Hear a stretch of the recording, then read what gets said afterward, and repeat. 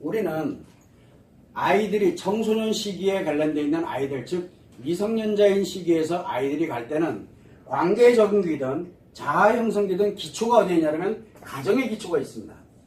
여기가 기본이에요. 그죠? 그리고 이 아이들이 나중에 성인이 돼서 행복하게 잘 살아, 자아 실현을 하면서 잘 살아가도록 가기 위해서는 뭐가 필요합니까? 지식도 필요하고 인성도 필요하고 대인관계에 관련되는 여러 가지 사안들에서 보고 배워야 되는 기본적인 내용들이 있어요. 그걸 주로 어디서 배우느냐? 학교에서 배웁니다. 그죠? 자, 그런데 여기 학교에는 선생님들이 계세요. 선생님들이 대체적으로. 그런데 이 자녀가 집에서는 별 문제가 없는데 이 자녀가 선생님이랑 문제가 생겨요. 즉 뭐냐면 자녀가 잘못한 게 아닌데 선생님은 자꾸 네 잘못이라고 얘기하거나 자녀가 생각해 볼 때는 선생님이 너무 비합리적인 거야. 지금 이건 무슨 얘기예요? 대체적으로 언제 생기는 거예요? 자아 형성기 때 생겨요. 맞다 틀리다 이거는 아닌데라고 이제 반발하기 시작하는 자아 형성기 때 생겨요. 관계 적응기 때는 어떻게 나옵니까? 선생님 싫어. 집에 선생님 싫어. 왜 싫은데? 그냥 싫어. 이렇게 돼요. 관계 적응기 때는 그래요. 관계 적응기 13세 미만의 특히 초등학생들은 특히 그래요. 뭐라고 합니까? 나 학교 안 갈래. 그러면 뭐라고 얘기하면 엄마 이놈이 왜 안 가려고 그러는데 그냥 왜? 거기에 싫은 선생님이 계시는 거예요. 그래서 가기 싫은 거예요. 선생님 싫어. 학교 싫어. 그냥 이런 식으로 가요. 즉 관계 적응에서 인간관계에 관련되는 게 적응이 안 되기 때문에 거기서 오는 그런 일 때문에 안 가려고 그래요. 자, 그런데 이 자아 형성 개선, 자아라는 게 뭐예요? 자기 생각이에요. 내 생각에 이 선생님하고 틀린 거야. 돌아삐리겠는 거야. 완전히 얘가. 이게 이해 안 되는 거야. 그러니까 어떻게 됩니까? 선생님이랑 싸우는 아이들도 있어요. 싸우는 아이들이 있습니다. 이 아이들이 왜 싸웁니까? 선생님은 예를 들어서 나이가 만약에 30이다. 얘는 만약에 16살이야. 몇 년 차이 납니까? 14년 차이 납니다. 선생님은 지금 14년에 그리고 여기는 뭘 하고 있어요? 자아 실현 중이잖아요. 여기는 형성 중에 있고 내가 얘기한 게 맞아 임마. 그랬더니 여기 나는 16살 돼 있는 데이터를 기준으로 봤을 때는 안 맞거든 저게.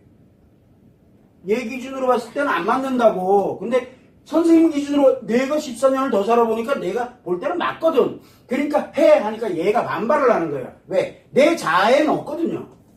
그런데 형성하는 시기잖아요. 형성하는 시기. 자, 이렇게 만들어지니까 어떻게 해야 됩니까? 그러면은 이 아이가 선생님이랑 아무리 싸워도 답이 안 나오겠죠, 그죠? 그러면 어떻게 합니까? 쪼르륵 와가지고 엄마한테 이야기해요. 주로 아빠한테는 얘기 안 합니다. 안 좋은 얘기는요, 대체적으로 아빠는 어쩔 수 없을 땐 합니다. 너무너무 큰 거는. 그러나 기본적으로 엄마에게 이야기를 합니다. 자, 그러면 요 자녀가 엄마한테 가서 엄마, 난 이해가 안 돼. 막 얘기를 합니다. 그랬더니 엄마가 뭐라고 얘기를 합니까? 대체적으로. 선생님 말 들어. 하면 이제 얘는 데미지를 입습니다. 다시는 엄마랑 얘기 안 합니다. 그런데 엄마가 뭔가를 하려고 해요.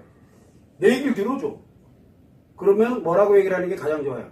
네 생각한 거 틀린 거 아니야. 맞다니까요. 얘 생각한 거 맞아요. 맞죠? 얘 생각 맞잖아요. 선생님 생각도 맞아. 여기도 맞아.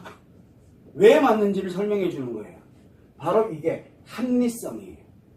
이렇게 왜 니는 너가 왜 맞냐면 16살로 오면서 네가 그동안 살아오면서 이런 모습들을 한 번도 생각해 본 적이 없기 때문에 당연히 네가 그렇게 반발하는 건 맞는 거야. 그건 틀린 게 아니야. 먼저 그 아이를 인정을 해줘야 돼요. 그리고 난 다음에 그러나 선생님은 14년을 살면서 나중에 나름대로 자아 실현을 하고 있는 중 이게 맞고 틀리고의 문제가 아닌 거예요.